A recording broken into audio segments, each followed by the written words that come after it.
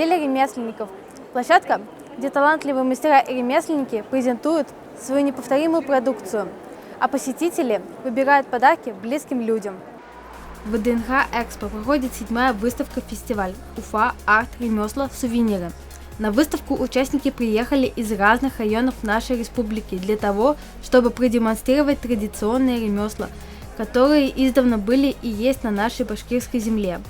В огромном павильоне представлены всевозможные народные художественные промыслы России.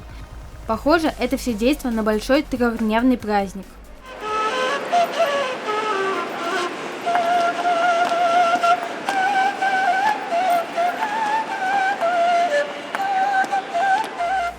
Здесь можно узнать много чего интересного, не хуже, чем в музее этнографии.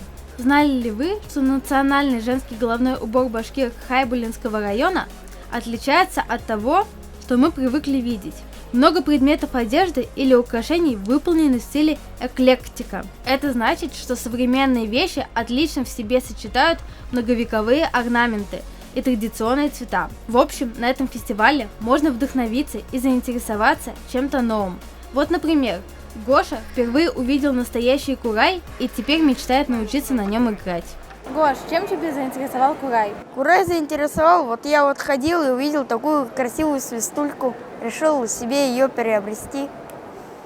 И приобрел, сейчас буду заниматься с очень интересным дядей звукоизвлечением. Я увлекаюсь кубызами, у меня целая коллекция, я думаю, сейчас у меня еще на 2 инструмента скоро прибавится. Вот это самый громкий, вот это самый тихий, это чуть погромче, чем тихий. Вот это самый басовый, вот это самый хороший и громкий, он и дорогой. И кто не умеет играть, спокойно вот этим органом возможно себе резануть язык. В принципе, я еще даже умею некоторые такие композиции играть даже.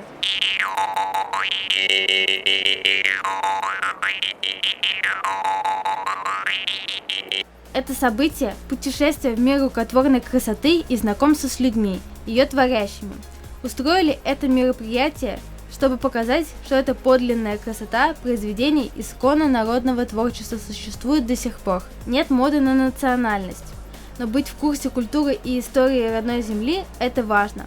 Мастерам такое событие помогает поймать вдохновение и научиться новым техникам. А нам с вами здесь будет полезно с точки зрения изучения истории Башкортостана. На этой выставке мастерам предоставляется возможность поделиться навыками, опытом и впечатлениями с коллегами. Даша Никанорова, Рамазан Мусин специально для Горы новостей.